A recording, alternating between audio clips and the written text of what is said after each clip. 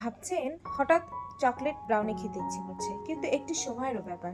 কোনো সমস্যা নাই, চলুন বানিয়ে ফেলি মাইক্রোওভেনে 5 মিনিটে একটি চকলেট ব্রাউনি।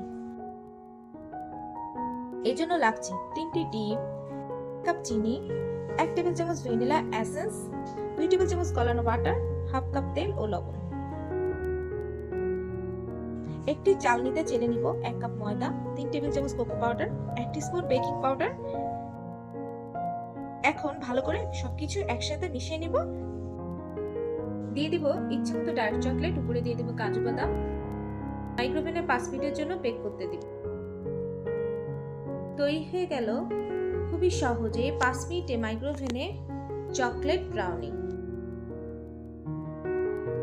খুবই মজাদার এই ব্রাউনিটি আপনারা খুবই সহজেই বাসায় বানিয়ে নিতে পারেন।